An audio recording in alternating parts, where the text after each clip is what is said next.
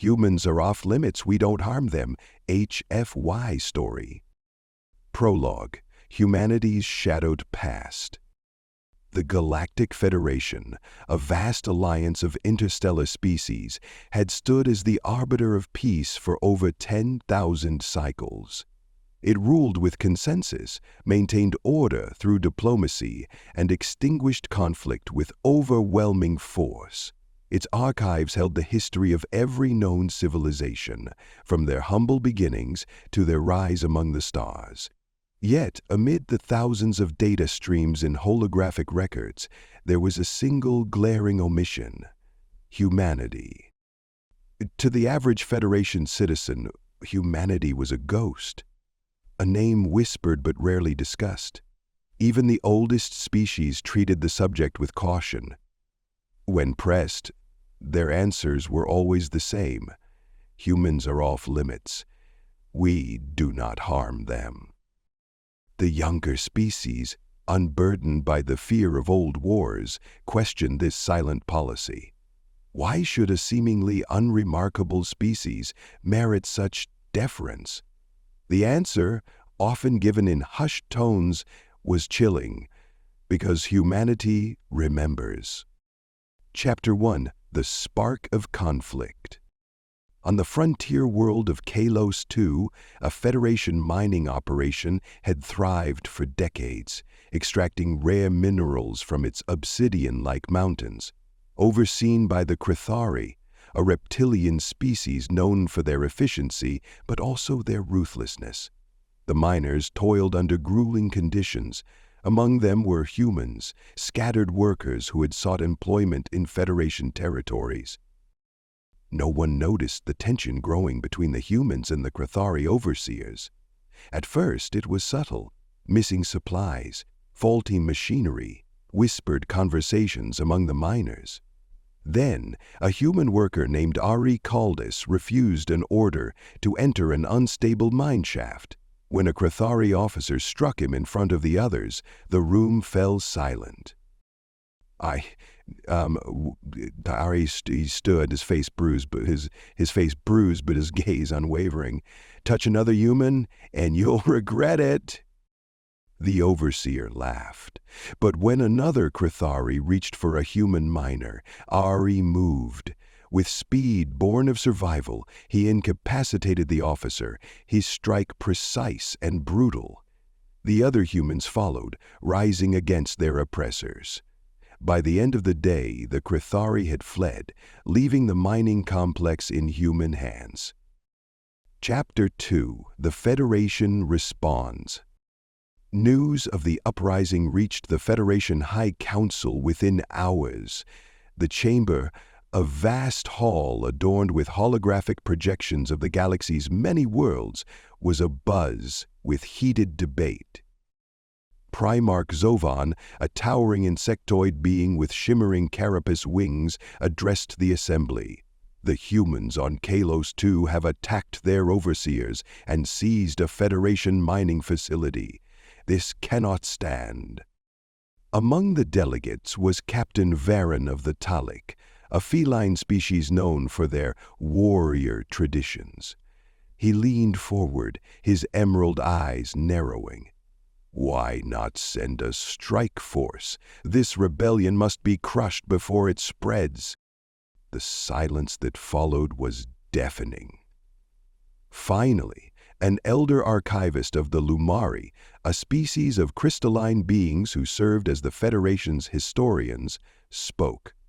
"You do not understand what you're suggesting, Captain. No one harms humans. That is the law." Varen scoffed. "The law is outdated. If they defy the Federation, they face the consequences." The elder's crystalline form dimmed as they spoke.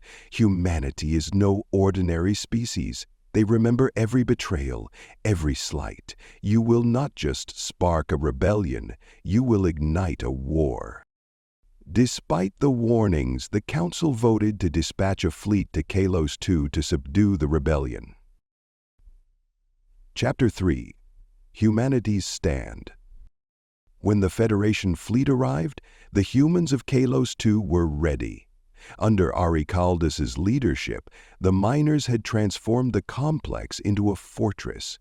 They had repurposed mining equipment into weapons, their ingenuity turning drills into cannons and plasma cutters into rifles. The nearby mountain ranges became their stronghold, their steep cliffs and narrow passes ideal for guerrilla warfare. The Crithari Admiral Crixus, leading the fleet, underestimated the humans. He assumed a swift orbital bombardment would bring them to heel, but when his ships targeted the mining complex, the humans deployed electromagnetic disruptors crafted from salvaged machinery. The first wave of missiles was deflected, sending the Crithari fleet into disarray. On the ground, the Federation's landing forces encountered resistance unlike any they had faced before. Human ambushes struck with precision, utilizing the terrain to their advantage.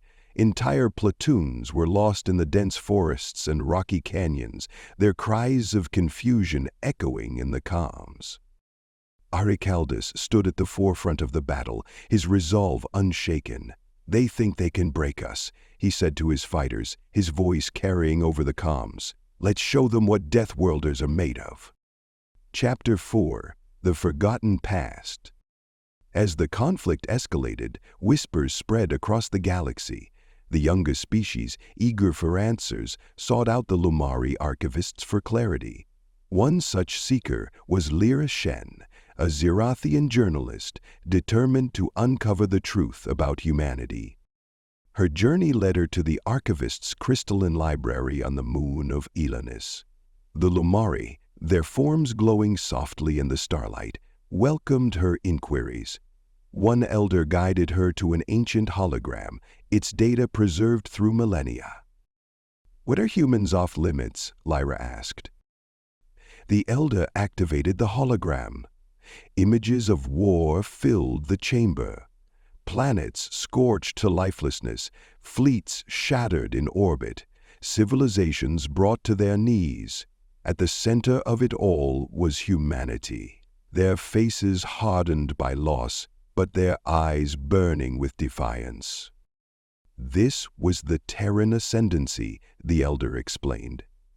Once, humanity ruled the stars. Their empire was vast, but their strength was born of tragedy. Every time they were betrayed, they rose stronger. When they were struck, they struck back harder. The Federation exists because humanity allowed it to. Lyra's breath caught in her throat. They don't seem like the aggressors." "They weren't," the elder said, "but when provoked, they became unstoppable." Chapter 5: The Rising Tide. The conflict on Kaelos II drew the attention of human colonies across the galaxy. As news of the rebellion spread, so did the call to arms. On distant worlds, humans began to organize, rallying to Ari's cause. Old grudges against the Federation surfaced, igniting a flame that had long been smoldering. On Kaelos II, Federation reinforcements arrived, but the humans had gained allies. The Zerathian journalist Lyra Shen, moved by what she had learned, broadcast the truth about humanity's history. Her transmissions, smuggled past Federation sensors, reached oppressed species across the galaxy. Inspired by humanity's defiance, others began to rise. The battles intensified. Human ships, built in secret and armed with technology born of their Deathworld ingenuity, struck Federation supply lines. In one engagement, Ari led a daring assault on the flagship of Admiral Crixus, disabling its engines with an EMP strike before boarding it. The Crithari Admiral, confronted by Ari in the burning corridors of his ship, finally understood the truth. Humanity was not to be underestimated. Chapter 6: The Turning Point. The Federation High Council, now faced with rebellion on multiple fronts, convened in desperation. Primarch Zovan, his wings trembling, called for an emergency ceasefire. But it was too late. Humanity had united, and their allies, inspired by their resilience, demanded justice. The final battle took place over Kaelos II, where the Federation assembled its remaining fleets for one last attempt to crush the uprising. The Alliance, now a coalition of humans and their allies, met them in orbit. The battle was a cacophony of destruction, with ships colliding in fiery explosions and ground forces clashing in brutal combat. Ari Caldas, aboard the captured Krithari flagship, led the charge. His voice rang out over the comms. They wanted to see what humanity could do. Let's give them a show. The Federation fleet, battered and broken, retreated. The Alliance's victory was absolute. Epilogue: a new era. With the Federation defeated, humanity and their allies established the United Free Systems, a coalition dedicated to mutual respect and defense. The phrase, "humans are off limits," took on a new meaning, not as a warning, but as a recognition of humanity's strength and their willingness to stand against tyranny. On Kaelos II, a monument was erected in the mining complex where it all began. Its inscription read, "We are Deathworlders. We are unbroken."